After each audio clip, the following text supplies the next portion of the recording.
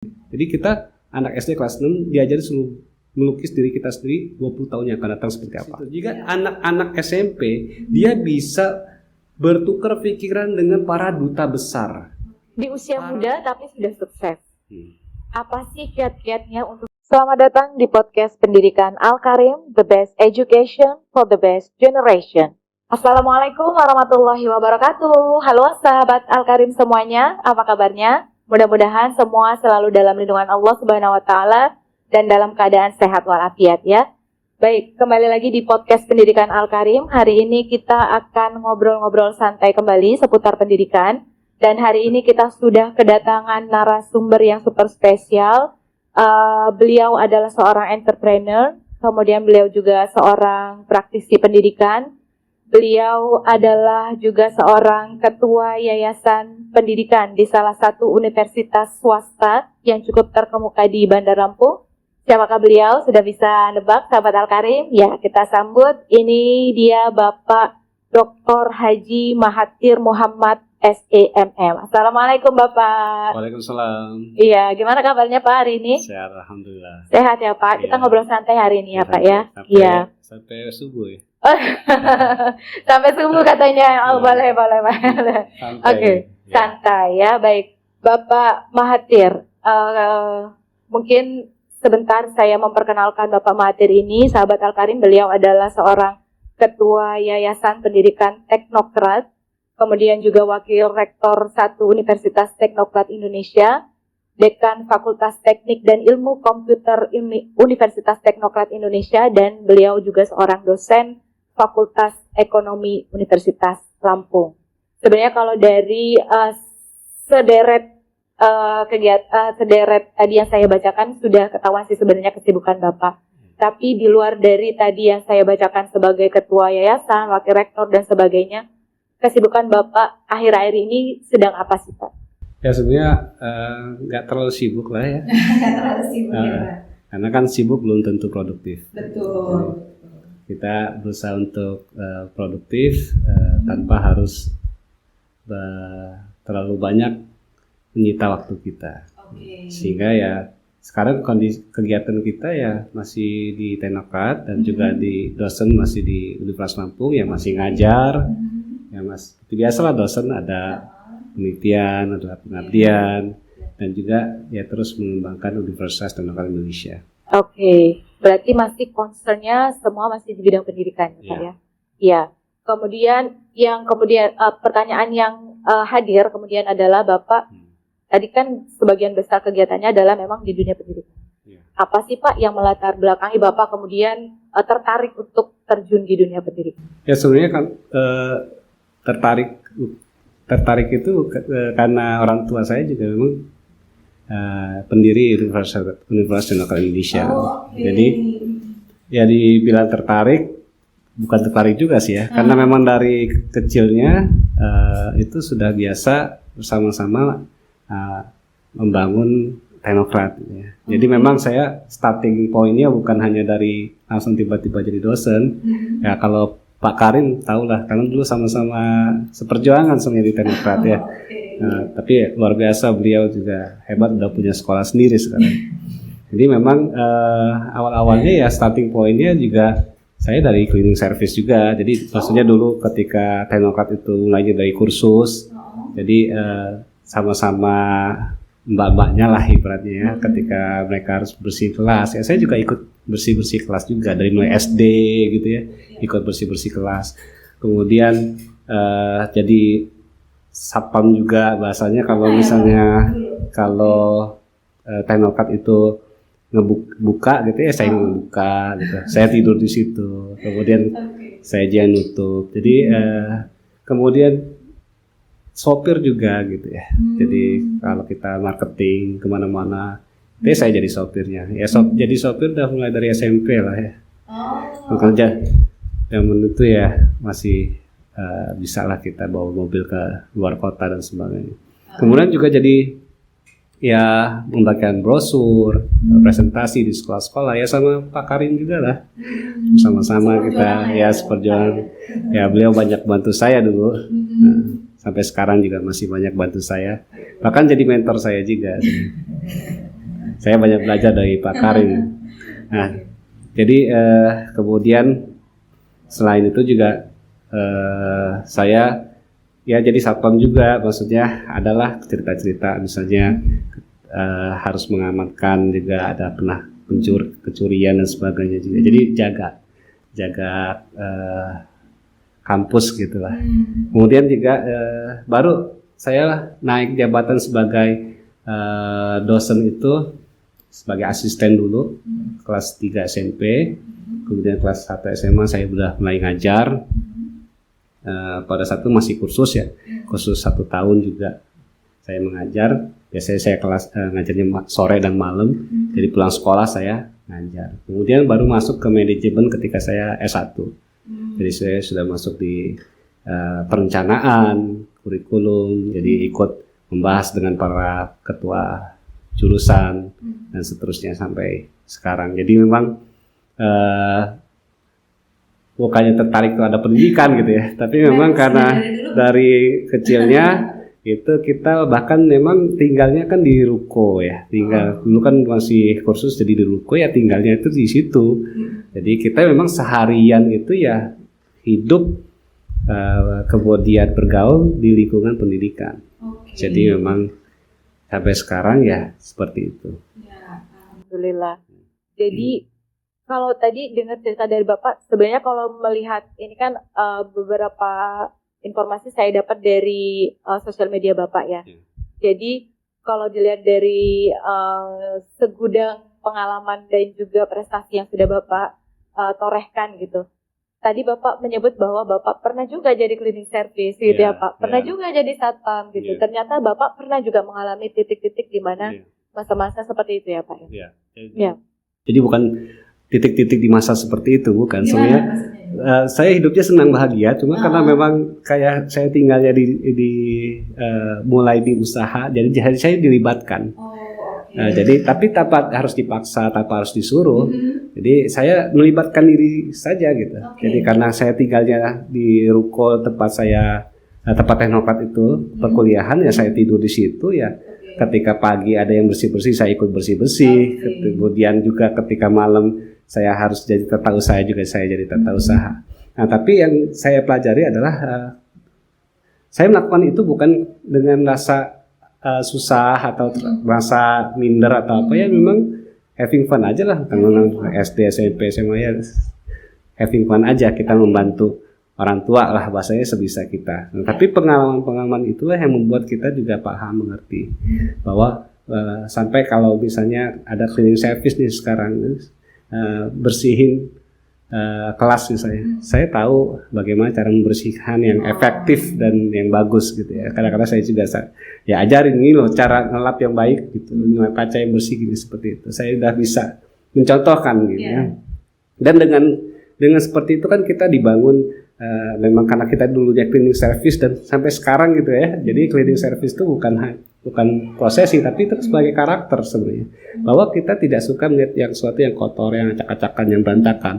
Jadi itu karakter dan mindset. Lalu mindset kita bahwa kadang kita biasa, dulunya juga kita ikut bantu-bantu bersih-bersih kelas, cuci mobil dan sebagainya. Nah itu kalau terbentuk terus ya bertahun-tahun, itu menjadi mindset dan karakter. Sehingga itu yang diharapkan, bahwa ketika itu menjadi karakter, jadi otomatis saja seperti alam bawah sadar, tidak perlu harus diperintah oleh otak. Kalau kita jalan lihat sesuatu berantakan ya otomatis saja kita langsung bergerak untuk bersihin itu. Karena sudah ada di dalam diri kita. Sudah itu. Nah itu yang saya ambil hikmahnya sampai sekarang, sehingga kebiasaan itu bisa sampai hari ini. Kemudian kita juga dibiasakan karena tadi cleaning service, sopir dan sebagainya. Kita juga tahu bagaimana membawa mobil dengan baik ya, dengan itu manfaatnya apa? Sangat besar manfaatnya. Kalau kita kedatangan tamu gitu ya, misalnya kita kan ada driver, kita bisa kasih tahu drivernya, gini loh cara ngerem yang bagus supaya tamu kita itu merasa nyaman. Gimana caranya kita bawa mobil yang nyaman, tidak buat orang pusing dan sebagainya. Itu kita sampai ke sana. Walaupun itu tidak harus kita dengan kursus atau dengan otak, enggak, karena memang pengalaman kita dan kita diajarkan oleh orang tua saya lah, ayah saya terutama, sampai ke hal bawa mobil itu diajarkan bahwa bawa mobil itu bagaimana cara berhentinya, bagaimana cara kita ngegasnya supaya penumpang itu nyaman dan sebagainya. Nah ini yang bisa kita sharingkan otomatis saja ketika dengan ya misalnya di Teknokat sopir-sopirnya ya kita sampaikan seperti itu. Oke, jadi lebih ke pengalamannya ya Pak ya. Ya pengalaman itu yang membuat kita serba otomatis sekarang. Betul. Gitu. Tidak perlu harus pakai otak lagi bahasanya. Iya. Karena ini menarik Pak, karena sesuai ini relate dengan konsep pendidikan yang ditawarkan di sekolah kami gitu ya. Jadi di Al-Karim itu memang konsep pendidikannya sekolah alam itu asalnya adalah pengalaman. Jadi memang anak-anak itu dibiasakan untuk mengalami langsung. Bagus ya. Jadi ternyata ada korelasinya seperti yang Bapak ceritakan tadi. Dengan kita mengalami langsung, kita jadi tahu gitu. Bagaimana kita harus bersikap, bagaimana kita istilahnya bagaimana kita solve the problem. Istilahnya gitu, jika kita menemukan sebuah problem dalam suatu keadaan misalnya seperti itu. Oke, Bapak, kemudian dari informasi yang saya dapatkan juga kan ini saya baca Bapak pernah tinggal di US ya? Ya, itu boleh diceritakan nggak Pak? Itu di tahun kapan, selama berapa lama, dan memang di sana untuk kepentingan apa begitu? Ya kalau saya sih rezeki aja karena orang tua ayah saya lagi sekolah lagi sana, kuliah lagi S2. Tinggal di US ya. Saya ikut ke sana 3 tahun. Dan memang saya lihat bahwa saya sampai ke detik ini itu semua tidak terlalu by design by diri saya sendiri, tapi lebih kepada memang rezeki. Saya akui bahwa rezeki saya alhamdulillah banyak sekali. Bahkan terkadang saya compare ke teman-teman saya, baik itu dari SD, SMP, SMA. Saya merasa saya paling banyak rezekinya dan paling banyak dipermudah oleh Allah SWT. Sampai ke detik ini, kalaupun misalnya saya bisa sesuatu ya, misalnya bisa menyelesaikan kuliah saya, bisa tetap aktif membantu orang tua saya untuk mengembangkan Teknokat ini dan mengabdi kepada bangsa Indonesia ini dengan melahirkan mahasiswa-mahasiswa yang berkarakter, mulia, profesional. Itu semua saya rasakan rezeki dari Allah. Karena saya nggak ngerasa pinter, nggak ngerasa hebat, terus tahu kok bisa gitu, kok bisa. Nah, kalaupun misalnya ya saya juga kesempatan di Amerika itu ya karena ikut orang tua saya. Tapi dari situ saya banyak belajar karena berbeda. Kita bisa belajar dari sekarang ini kan zaman YouTube ya, zaman sosial media, Google dan sebagainya. Kita bisa belajar dari siapapun sekarang dengan mudah. Tapi yang ada suatu hal yang berbeda. Suatu hal yang berbeda itu ketika kita nonton YouTube, kita hanya melatih, kita hanya menyerapnya dari 2 panca indera, mata dan telinga gitu ya. Kalau kita hidup di tempatnya atau bersama orang-orang yang hebat itu, maka semua panca indera kita itu akan merasakan. Nah, itu dampaknya jauh berbeda dibanding kalau kita hanya dengan melihat di YouTube, menonton di YouTube, ataupun kita dengan membaca buku. Nah, itu yang saya rasakan tentunya. Itu juga banyak membuat karakter saya berbeda. Ada hal yang saya pelajari betul dari bangsa-bangsa yang besar, bangsa-bangsa yang maju yang perlu kita pelajari, yaitu kalau kita tahunya biasanya Amerika itu di Indonesia ini lebih banyak melihat Amerika equal Hollywood, jadi Amerika sama dengan Hollywood ya. Padahal Amerika is not equal Hollywood ya. Hollywood hanya small part of Amerika. Jadi kalau kita lihat kenapa sih bangsa itu bisa besar, bisa maju, bisa hebat, pasti ada sesuatu yang mereka bisa kita pelajari sehingga mereka bisa jadi bangsa yang besar. Nah, Amerika menjadi bangsa yang besar karena mereka adalah a nation of invention. Jadi mereka sangat menjunjung tinggi inovasi, innovation. Jadi bagaimana masyarakatnya, anak-anaknya dididik untuk future orientation, kemudian innovation dan sebagainya.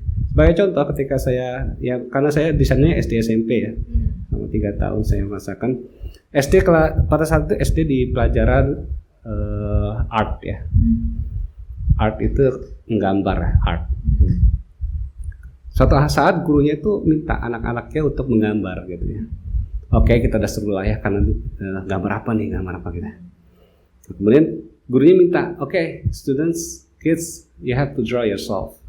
Kita harus menggambar diri kita. Oh udah sih, ada yang kan ada kaca yang nanti kaca gitu. Kita mau gambar diri kita sendiri nih.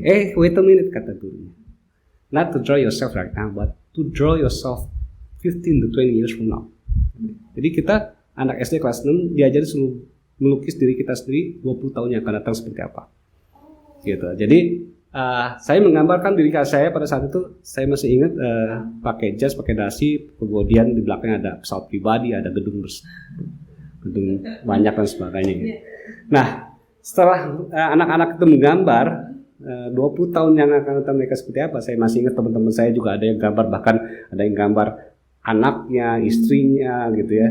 Nah, mereka kemudian selalu presentasikan di depan teman-teman yang lain. Dari situ saya bisa belajar bahwa mereka maju karena mereka adalah future orientation. Semua adalah, tidak ada yang namanya nasib di mereka. Semua by design. Kalau mereka by design, karena motto mereka adalah the best way to predict your future is by creating it. Mindsetnya gitu. Paling mudah untuk bagaimana caranya untuk memprediksi masa depan kita? Caranya created, buat gitu, buat masa depannya. Sehingga anak-anak itu dilatih memang untuk berpikiran jauh ke depan. 20 tahun yang akan datang, Anda ingin seperti apa? Kalau Anda ingin seperti itu, created ya.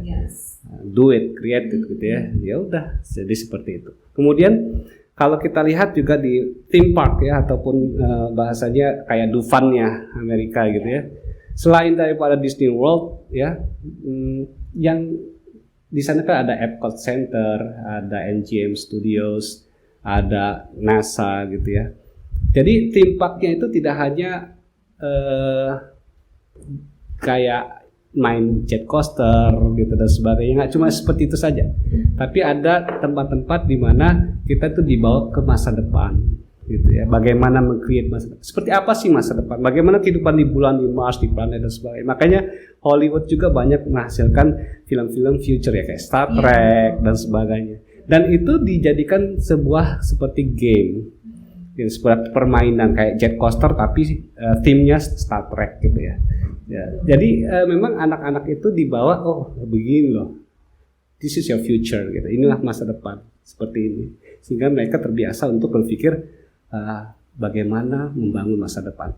Nah, itu kelebihannya Amerika saya rasa dibandingkan bangsa-bangsa semua di dunia, yaitu bagaimana mereka invention and innovation and future orientation. Innovation, and future orientation. Itulah, that's why mereka menjadi negara yang besar dan maju, ya Pak ya. Ya.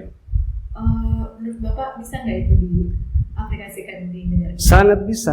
Sangat bisa. Ya. Karena sekarang ini beda ya. Sekarang zamannya information ya. Information itu bisa kita raih dengan sangat mudah, cepat dan murah dengan adanya internet ya. Beda dengan zaman saya dulu lagi SMA aja gitu ya, belum zamannya internet. Nah, dengan adanya zaman internet sekarang, kesempatan kita untuk belajar itu jauh lebih mudah, lebih cepat dan lebih murah.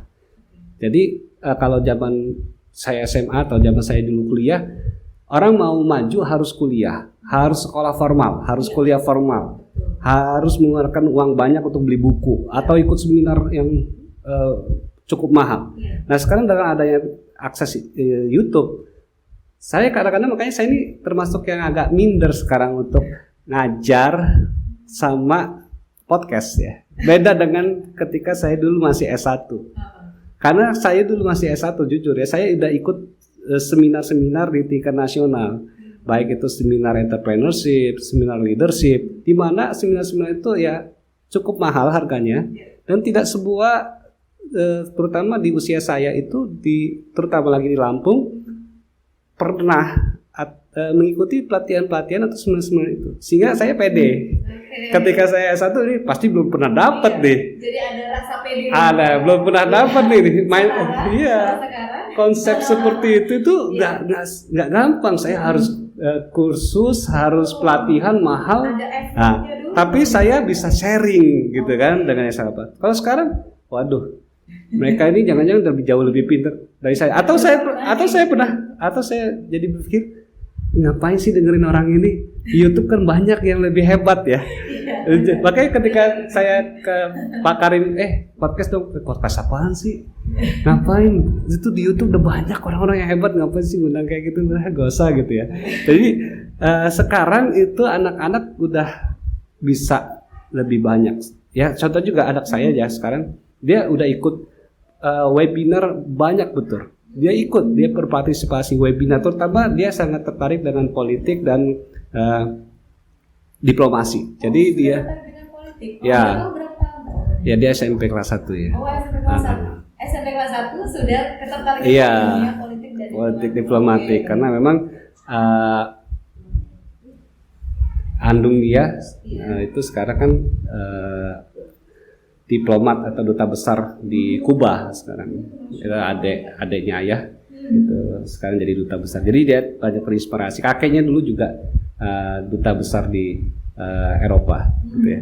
Nah, dia sangat terinspirasi. Jadi saya mengikuti webinar ataupun Zoom meeting gitu ya yang berkaitan dengan politik luar negeri dan sebagainya.